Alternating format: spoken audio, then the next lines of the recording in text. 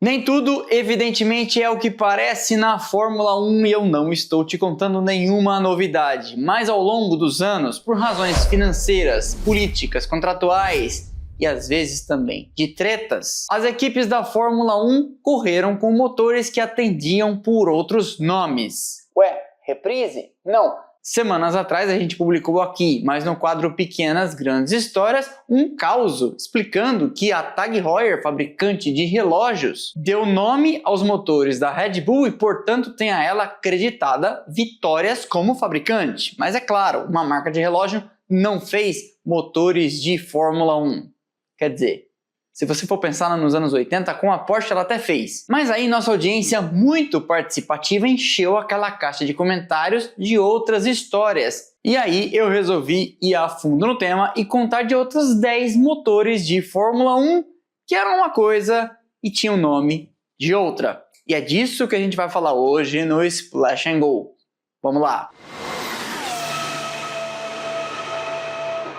Mas antes, este vídeo é patrocinado pela Insider, a marca das Tech T-Shirts, as roupas tecnológicas que neste mês de outubro já estão em Black Friday antecipada. Escutou bem? Vou repetir, Black Friday antecipada. Os melhores preços já estão no ar, mas quantidades limitadas estão à disposição. Portanto, não vacila, acabando aqui, corre lá para dar uma conferida. Se você está caindo de paraquedas aqui agora e nunca ouviu falar da Insider, o que eu acho bem difícil, você tem que saber que são as Tech T-Shirts, roupas tecnológicas com tecnologia anti-odor que desamassam no corpo e que a partir de agora chegam a outro patamar. A Next Tech já está disponível. A roupa do adulto premium, aquele que precisa estar pronto para qualquer hora, qualquer momento, pular de um compromisso tranquilo, um happy hour, para uma reunião, uma videochamada, um cliente que você encontra no shopping, etc. Acontece aqui comigo direto. Outro dia recebi um telefonema, estava no trânsito. Escuta, você pode vir aqui gravar um podcast com a gente, o convidado faltou, programa de televisão e etc. Estar pronto a partir de uma certa idade é fundamental. E com a Insider você tem ao seu lado a ferramenta perfeita para isso. A Next Tech não precisa passar, tem rápida evaporação do suor, conforto superior, tecnologia de regulação térmica, você está sempre inteiro, sempre pronto e preparado. Adultos como nós sabem a diferença entre valor e preço. Preço é o que vem na etiqueta, valor é o que o produto te entrega no ciclo inteiro. E nada bate a Insider, ainda mais agora com a Next Tech neste quesito. E como já estamos em Black Friday antecipada, se você for usando o meu cupom, que entra inclusive ativado direto pelo QR Code, link lá embaixo na descrição e fixo no primeiro comentário, os descontos podem chegar a escandalosos 50%. Portanto, acabando aqui e ainda mais sabendo que os estoques são limitados e que os produtos já estão à disposição, corre lá, vai pelo QR Code e pelo link e garanta a sua. Ou as suas, porque com 50% de desconto dá para levar mais algumas peças, não é verdade? Então é isso, tô te pondo na cara do gol, vai pelo meu link, pelo QR Code ou clicando, que aí eles sabem que você tá vindo daqui, enfim, todo mundo se ajuda, você anda na estica, eu boto o leite das crianças, quer dizer, o leite do gato na mesa e todo mundo fica feliz. Valeu? Então é isso. Seguimos.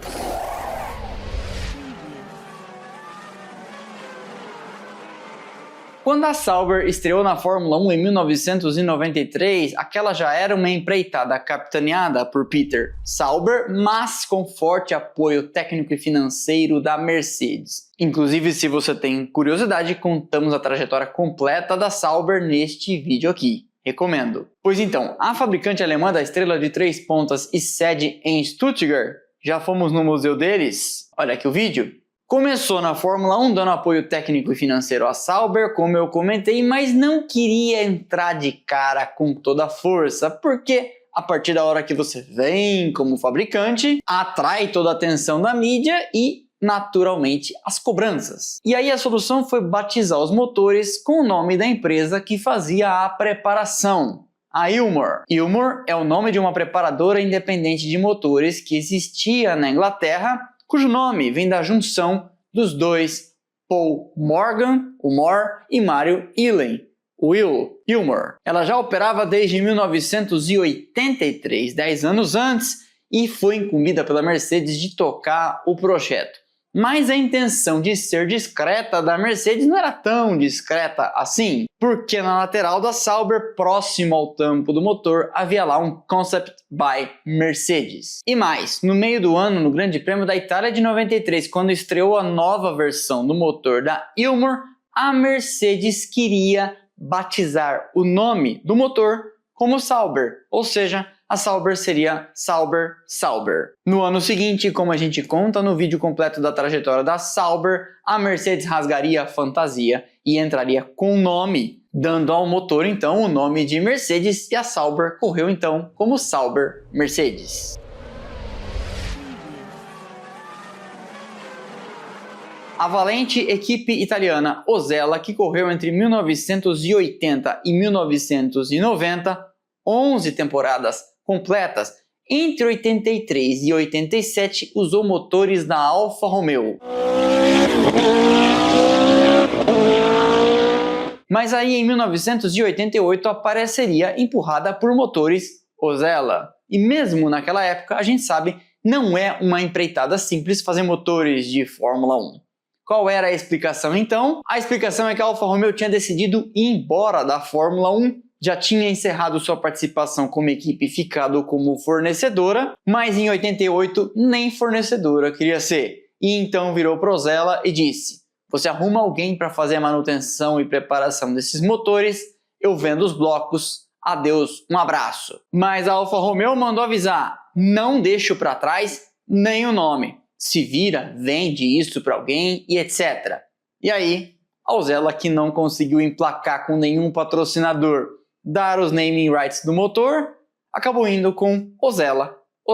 O carro viu a bandeirada em 88 3 vezes, com um 9º lugar como melhor resultado.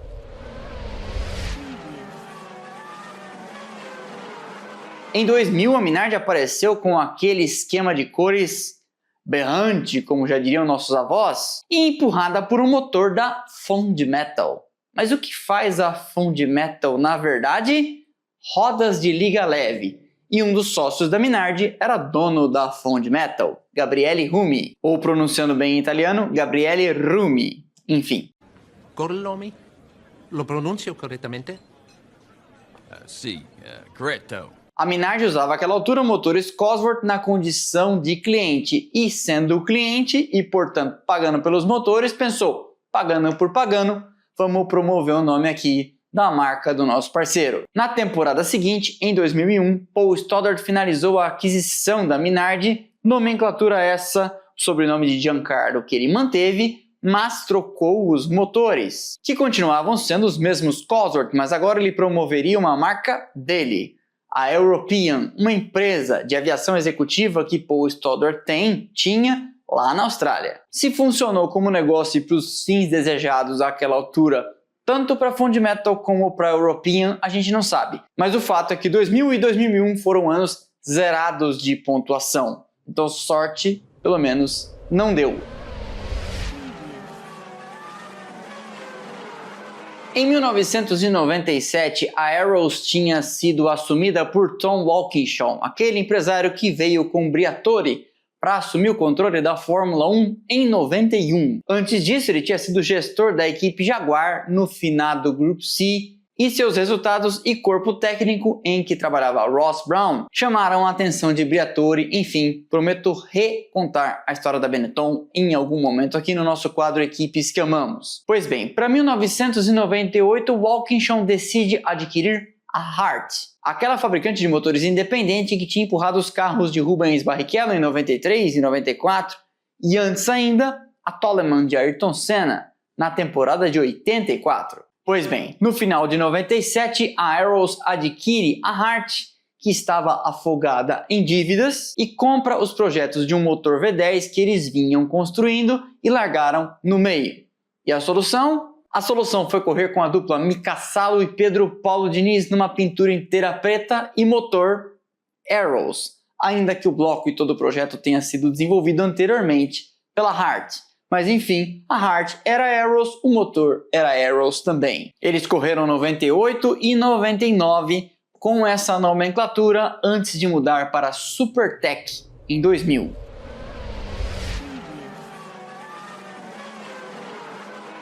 Quando a Peugeot decidiu deixar a Fórmula 1 no final de 2000, havia uma questão. O que fazer com esses motores? Gastamos uma grana neles, seria interessante tentar recuperar um pouco. E todos os motores existentes, ferramentas, blocos sobressalentes, projetos futuros, ferramental e até alguns funcionários foram passados então para uma empresa que se denominaria Asiatech. O plano, muito ambicioso, como tantos outros que a gente já viu chegando e sumindo rapidamente, era passar por uma equipe completa, além de motores fazendo carro, em 5 anos. Aconteceu? Não aconteceu. Havia dinheiro em cima da mesa, especialmente pelo envolvimento de um dos filhos do fundador da Sony. Seu nome? Hideo Morita. A Asiatech deu motores de graça para a Arrows. Sim, a Arrows de que já falamos aqui no ano de 2001.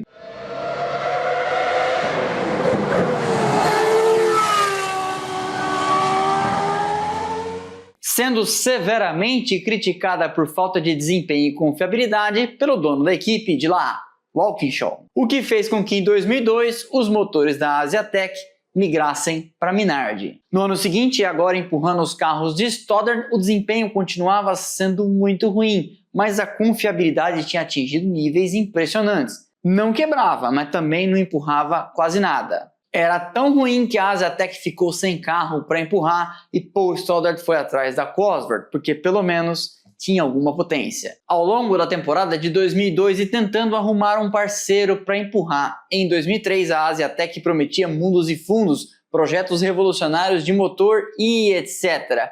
Mas ninguém se sensibilizou. Ninguém caiu na conversa deles, e aí o milionário por trás de tudo, o Hideo Morita, puxou o fio da tomada, parou de chegar dinheiro e o projeto fechou no final de 2002 ainda.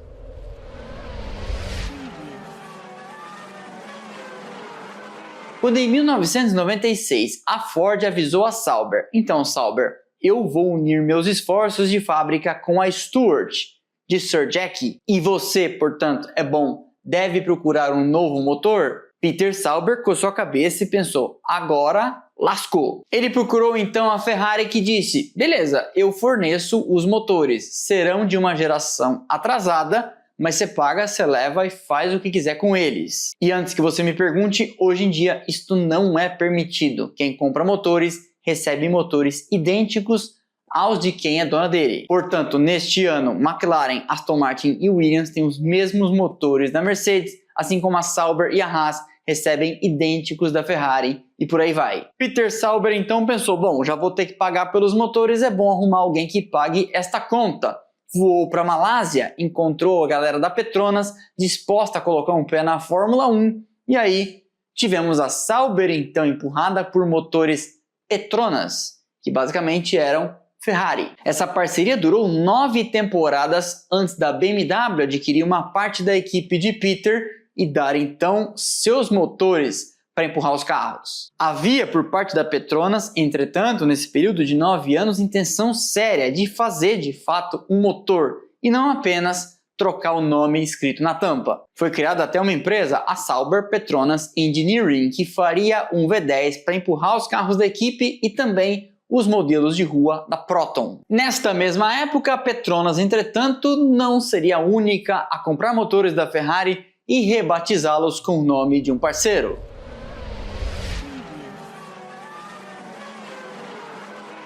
Em 2001, a Prost Grand Prix, equipe de Alain Prost, que basicamente era a Ligier com outro nome, mas as mesmas cores, tinha brigado com a Peugeot, aquela que foi embora e vendeu os blocos para a Asiatech. A Peugeot, indo embora da Fórmula 1, deixou a Prost a pé, que procurou a Ferrari e pensou a mesma coisa que Peter Sauber. Já que eu vou ter que pagar pelos motores, vamos tentar então arrumar alguém para pagar essa conta. E ela encontrou numa fabricante de hardware e software. A Acer é uma empresa de tecnologia com sede em Taiwan, você já deve ter visto o produto deles por aí. Eu lembro que ali no final do colegial, começo da faculdade, via computadores da Acer para vender. Pois bem, a Acer nunca esteve nem perto de fazer um motor de Fórmula 1, é evidente. Mas topou pagar, talvez é por isso que a gente tenha ouvido falar dela, porque ficou mundialmente famosa com os carros de Fórmula 1 de Prost, e o nome apareceu no tampo do motor. e os péssimos resultados da Prost em 2001 são creditados então a Prost Motor Acer, que deve ter feito como seu maior motor na história, desconfio, sei lá, um daqueles de cooler.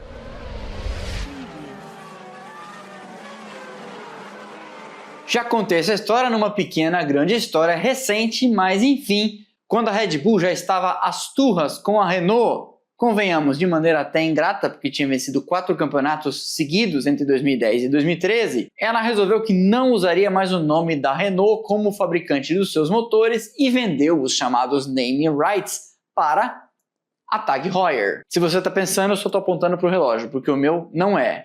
Ainda. E aí temos aqui uma aberração estatística, porque os outros todos que eu falei não deram muito certo.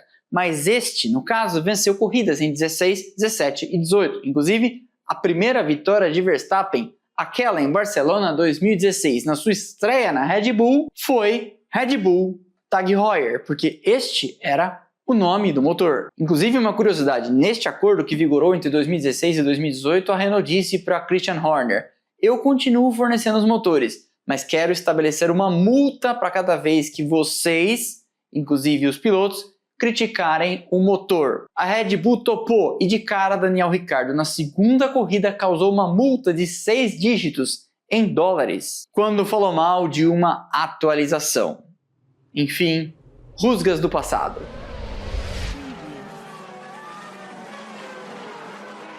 No final de 1997, a Renault saiu da Fórmula 1 depois de ter vencido naquela década basicamente tudo que tinha para vencer. Eles tinham entrado em 89 fornecendo motores para Williams, com quem ficaram até 97, e no meio do caminho expandiram também, meio que a forceps, a relação, o fornecimento com a Benetton. Já contei dessa história e de uma malandragem de Briatore e Walkinshaw. Com a Benetton, a Renault ficaria em 95, 96 e 97. E aí, quando encerra então o programa da fabricante francesa, que igual a Honda entra e sai da Fórmula 1, enfim, direto, as duas usariam os mesmos motores, mas cada uma em 98 seguiu com um nome. Enquanto a Williams batizou de Mecachrome, que era efetivamente o nome da empresa responsável pela Renault para fazer seus motores de alto desempenho, os de competição, a Benetton os batizou de Playlife, que era o nome de outra empresa de moda do grupo Benetton. Aí, em 98, uma empresa criada por Briatore, sempre um cheiro estranho nessas horas, adquire os direitos sobre os motores da Mecachrome para ela. Os motores continuariam a ser preparados pela Mecachrome e utilizados tanto por Williams como por Benetton no ano de 99. Mas a Williams já estava em conversas com a BMW. A Benetton ainda correria 2000 com os Playlife, que eram os Mecachrome já ficando velhos, mas em 2001 reataria os laços com a Renault. Então você percebe que do final de 97 para 2001, a Benetton, por exemplo, de Renault, saltou para Renault, ainda que motores desatualizados tenham sido sucedidos por novinhos em folha de volta com apoio de fábrica, o que ajudou inclusive a equipe a subir de produção e em 2005 e 2006 venceria inclusive campeonato com Alonso.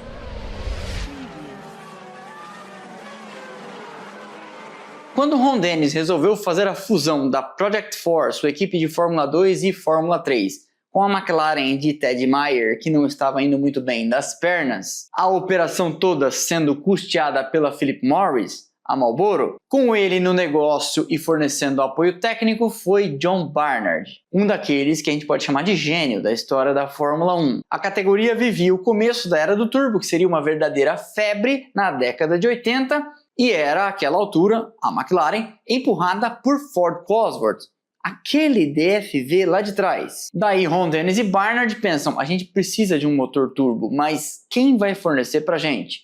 Barnard então vai a campo e olha para parceiros, Renault e BMW. Não gosta do que vê e fala, é grande demais para colocar na traseira do carro que eu estou projetando. Eles correm para lá e para cá e alguém diz a Barnard, por que você não fala com a Porsche? Ele voa para Stuttgart, faz uma reunião, note, sim, eu preciso contar a história da McLaren também, em equipes que amamos. E a Porsche fala, olha, eu até desenho e ajudo a fabricar um motor para você, mas zero financiamento. Você vai ter que arrumar alguém que pague por essa história. Ron Dennis então olha por cima da cerca e vê um bilionário saudita chamado Mansour Ojeh que estava patrocinando a Williams e diz para ele: escuta, se a sua empresa aqui não tá a fim de financiar e ficar com os naming rights em parceria com a Porsche, que inclusive dá mais fama para vocês, e custear este meu motor, o saudita gosta da ideia, investe inicialmente 5 milhões de dólares para ver o primeiro motor funcionar. Dá certo e os resultados do dinamômetro eram promissores. Eles avisam a Porsche: vamos com tudo, vamos produzir o motor. Eles produzem, dá certo e o resto é história, e Mansour Ojeh inclusive viraria acionista da McLaren. Mais tarde, a TAG adquiriria a Heuer e viraria aquela famosa fabricante de relógios que eu já comentei.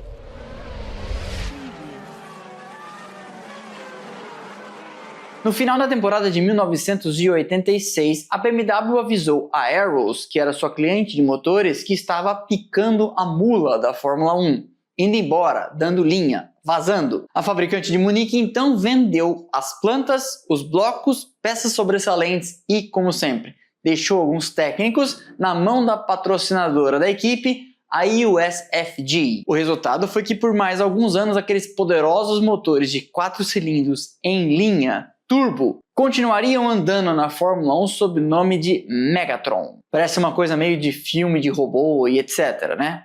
Pois é. Este era o nome de uma subsidiária da USFG que fazia máquinas e equipamentos para computador. Algo parecido com a história da Acer na Prost, mas enfim, 15 anos antes. Curiosamente, porque você sabe como é que pensam as fabricantes de motor, os Megatron chegaram a enfrentar os BMW na pista. Ué, mas a BMW não ia sair da Fórmula 1?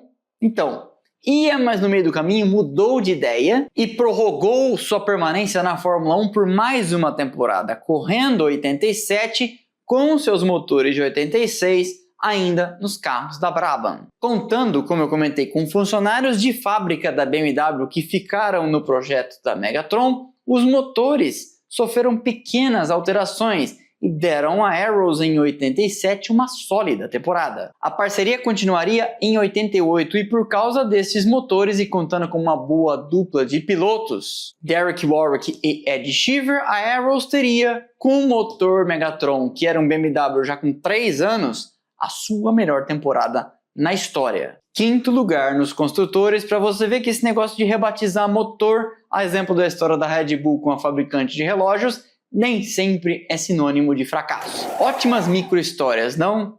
Pois é, sabia da história de todos esses motores que foram rebatizados? Eu te conto mais uma de bônus. Em 2020, a Racing Point tinha motores Mercedes que não eram só Mercedes, eram BWT, aquela empresa com a marca cor-de-rosa, junto com Mercedes. BWT Mercedes, o que significa que Sérgio Pérez venceu aquela corrida empurrado por um BWT Mercedes. Conte aqui então, sabia dessas histórias? Esqueci de mais alguma?